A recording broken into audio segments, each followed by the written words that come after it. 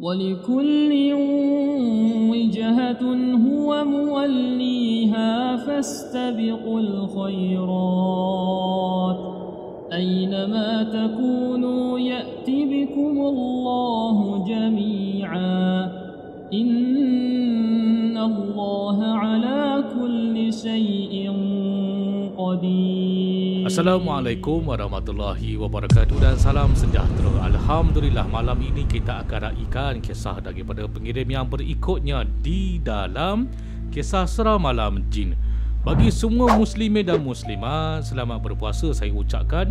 Selamat memperbanyakkan amalan-amalan ibadat sunat kita di dalam Ramadan yang penuh keberkatan ini, insya-Allah.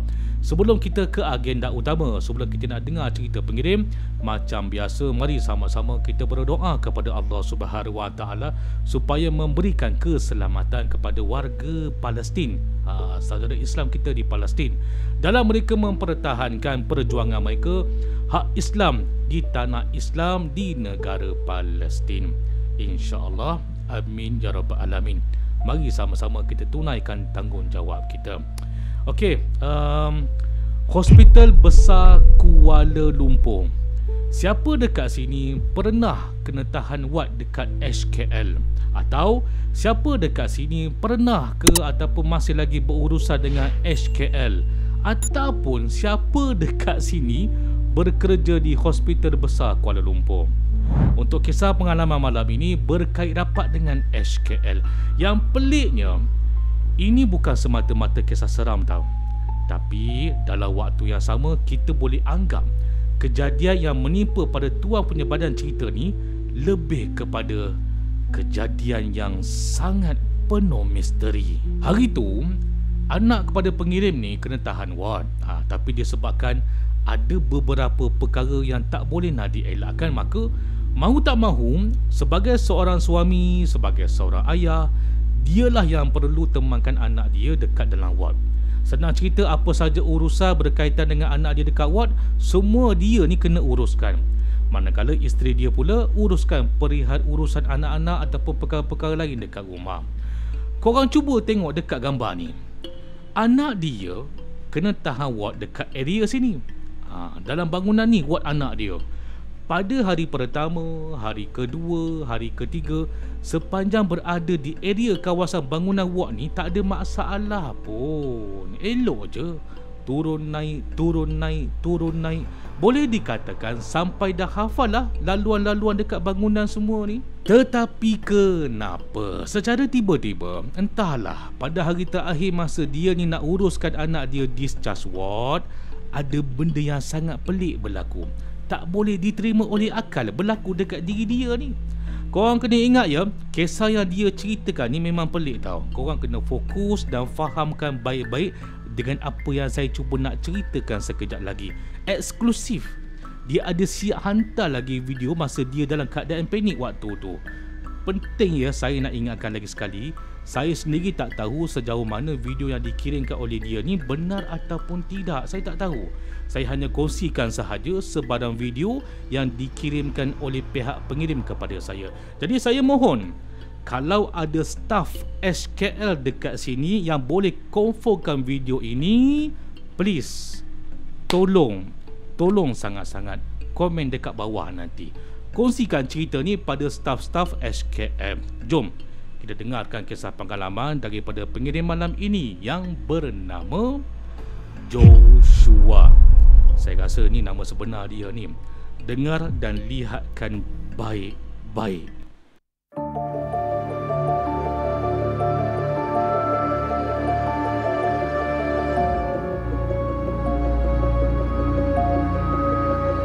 Joshua temankan anak dia kena tahan ward. Siang, malam, apa sahaja perkara dekat dalam ward sebagai seorang ayah, dia kena uruskan hal-hal berkaitan dengan anak dia. Isterinya pula kena uruskan perkara-perkara lain dekat rumah. Hari pertama, hari kedua, hari ketiga dekat hospital tak ada masalah pun. Elok je kalau Joshua ni nak turun naik tangga. Boleh dikatakan dia boleh siap hafal lagi lah laluan-laluan dekat area bangunan ward anak dia ni. Nak dijadikan cerita, Masa hari terakhir dekat hospital, doktor bagi tahu yang anak dia ni dah boleh keluar, dah boleh balik rumah. Jadi Joshua ni kenalah uruskan bayaran ataupun surat-surat untuk discharge ward. Dia pun pergilah menuju ke tempat kaunter bayaran dekat tingkat bawah. Dalam waktu yang sama, isteri Joshua pun dah sampai dekat hospital. Isteri dia tunggu dekat ground floor. Dia tunggu surat daripada Joshua untuk bayar dekat kaunter sekejap lagi. Pada awalnya, dalam perjalanan nak menuju ke bawah, sambil tengah berjalan kaki tu kan, sambil tu Joshua ni elok je lah. Dia khusyuk berbesej, berwhatsapp dengan isteri dia. Sambil dia berjalan, sambil tu dia main WhatsApp, berbalas-balas mesej pasangan suami isteri ni. Cuba korang lihat gambar yang dia bagi ni. Yang ini. Ini gambar sudut bangunan daripada tepi. Anak panah nombor 1 katanya situ tempat kaunter ward. Anak panah nombor 3 dekat situ isteri dia tengah tunggu Joshua dekat ground floor. Dan anak panah nombor 2, dekat situlah bermulanya kejadian tu mula berlaku. Masa dia tengah turun tangga, sambil dia ni turun tangga, dia masih lagi leka tau, tengok handphone, main WhatsApp dengan isteri dia. Tiba-tiba, secara tidak sedar, Joshua sebenarnya sudah pun mengalami masalah yang cukup besar bagi diri dia. Cuma dia tak sedar lagi. Masa dia tengah tengok handphone, kenapa line internet tak ada ni? Jenuh lah, dia tekan, dia mesej tak boleh dikirimkan. Waktu itulah dia mula angkat kepala. Aku ni kat mana ya?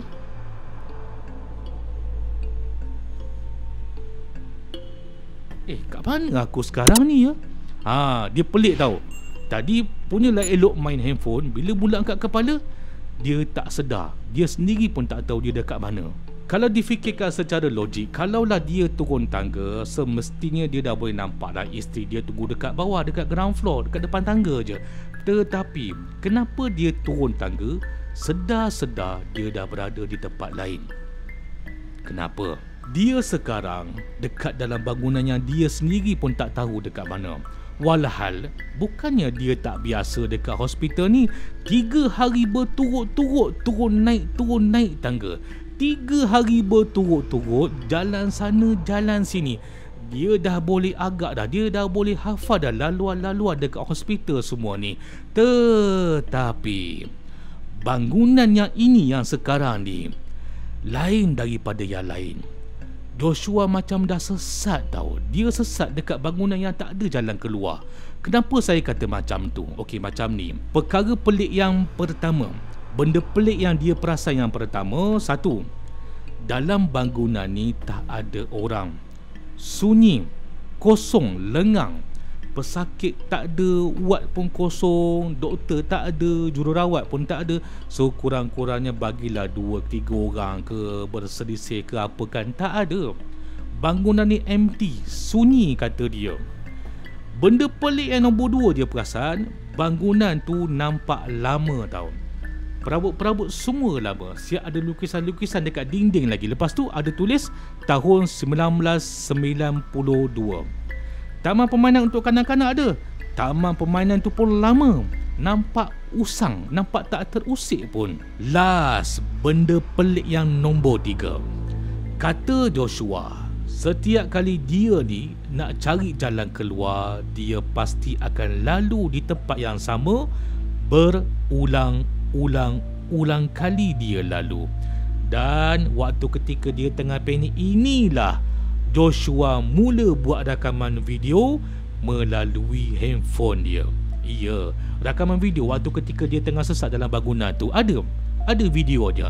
Tapi sebelum tu, sebelum saya nak kongsikan video dia dekat sini, lagi sekali saya nak tekankan, saya nak ingatkan dekat korang semua, saya tak pasti ya sejauh mana kebenarannya video yang dikongsikan. Segala apa sahaja bentuk video yang dikongsikan oleh semua pengirim kepada saya siarkan kembali sahaja untuk tontonan umum. Nak tahu benar ke ataupun tidak ke, itu terpulang dekat korang semua untuk menilai dengan pendapat korang masing-masing. Masing-masing ada budi bicara. Korang cubalah tanya dekat staff SKL sama ada bangunan tu wujud ke, betul ke, itu saya tak tahulah. Jadi inilah video yang dikongsikan oleh Joshua. Video yang dia berjaya dapat rakam pada waktu ketika dia tengah sesat dalam bangunan misteri tu. Ada 3 video. Ada 3 video. Video yang nombor 3 tu akhirnya dia jumpa jalan keluar. Korang cuba lihatlah. Amaran ya, video ni ada unsur mencarut sikit. Tahan telinga sikit lah, kejap lagi. Cuba kita saksikan.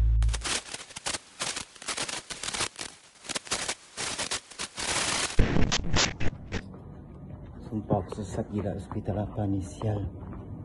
Sunyi baik. Tak ada orang, satu orang pun tak ada. Semua bilik macam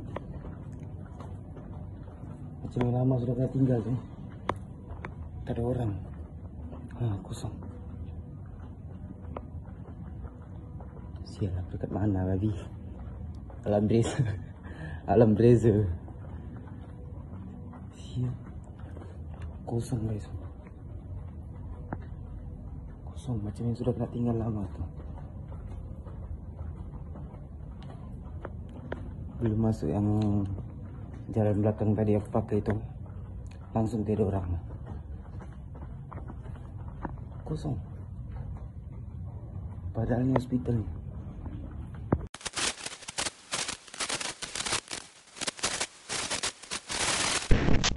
Tengok sendiri ya. Taman pun macam taman kena tinggal lama sudah tu.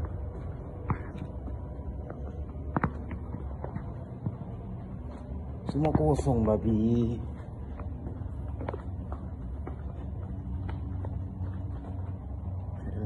Kosong tu.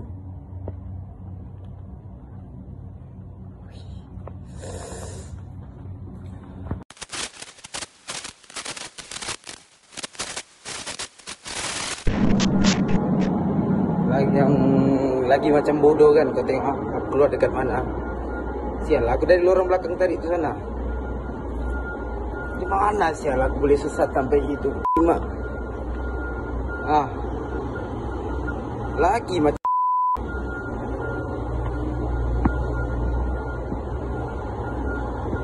weh. Kemudian Joshua kata lagi, masa dia sesat dalam bangunan tu tak adalah lama, dalam lebih kurang 30 minit je lah. Dia tak tengok jam pun, dia main agak-agak je dalam 30 minit. Bila dia dah berjaya keluar daripada bangunan misteri tu, korang nak tahu tak dia tembus dekat mana? Dia tembus dekat sini. Cuba tengok gambar ni. Dia keluar dekat sini.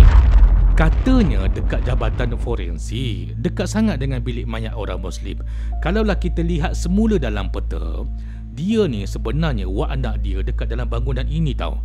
Tapi masa dia lalu dekat tangga, nak turun ke bawah, tiba-tiba dia sesat dekat bangunan yang dia sendiri tak pernah masuk. Pusing punya pusing, panik punya panik, cari punya cari. Sedar tak sedar dia dah ada dalam bangunan ini, yang ini, dekat jabatan forensik. Macam mana dia boleh timbul dekat sana? Bangunan forensik bukan ke dekat seberang jalan? Kalau dia nak ke sana, dia harus ikut jalan yang terbuka. Dia harus melintas jalan, barulah dia boleh sampai ke jabatan forensik.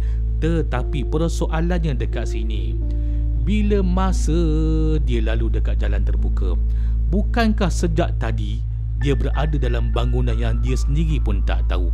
Sedar-sedar dia dah berada dekat jabatan forensik. Itu pun korang nak tahu tak bagaimana asbab si Joshua ni dapat jumpa jalan keluar? Kata dia, masa dia tengah buntu arah tak tahu nak pergi mana, nasib baiklah dia perasan tau. Dari jauh ada kelibat seorang doktor tengah berjalan dekat dalam bangunan tu. Masa dia cuba kejar doktor tu, masa itulah dia jumpa jalan keluar. Tapi yang hairannya, doktor yang dia cuba kejar tu hilang. Cadang dia baru nak bertanya dengan doktor tu, doktor, saya dekat bangunan mana ya? Tetapi doktor tu dah hilang. Itu pun salah satu misteri juga tu.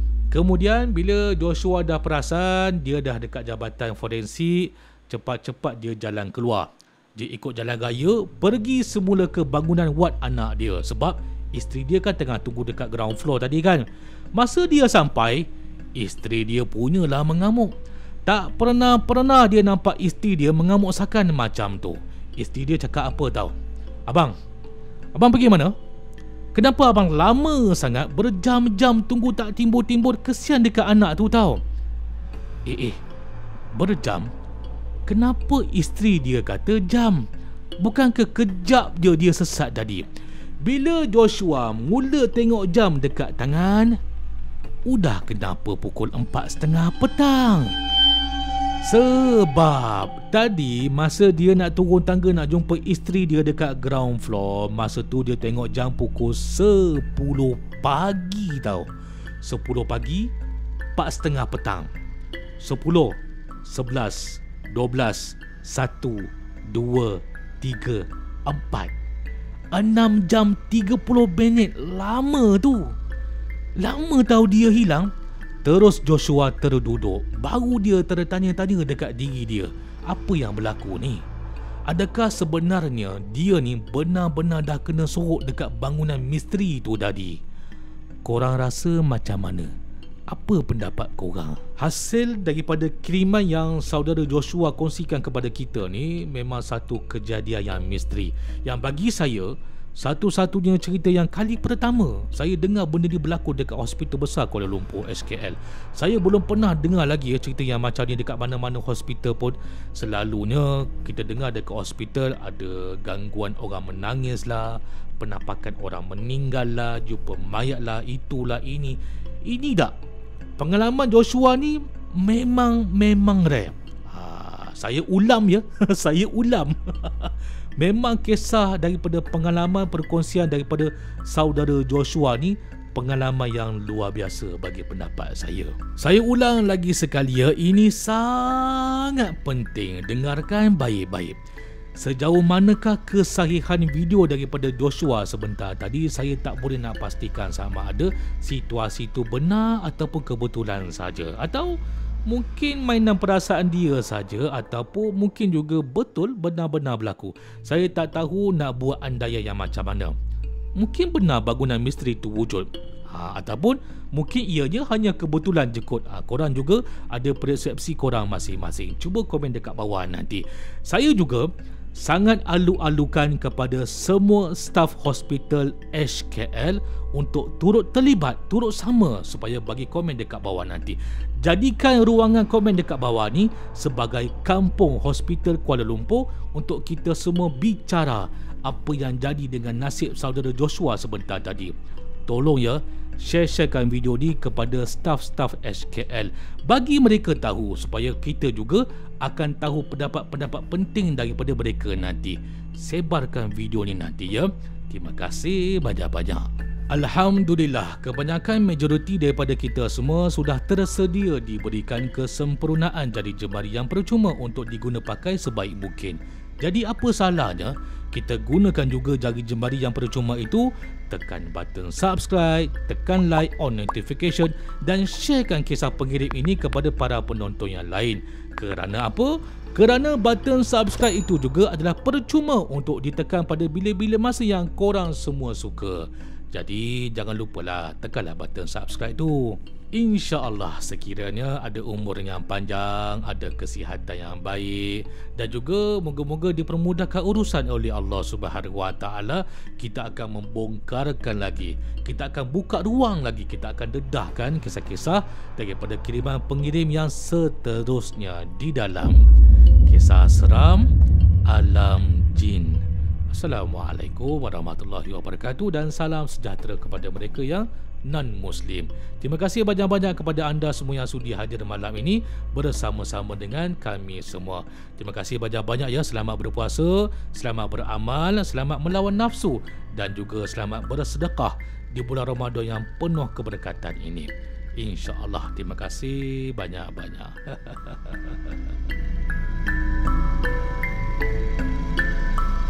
Bismillahirrahmanirrahim.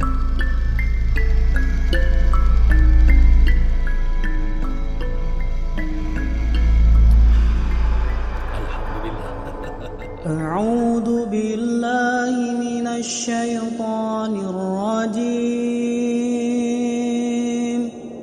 وننزل من القرآن ما هو شفاء ورحمة للمؤمنين ولا يزيد الظالمين إلا خسارا.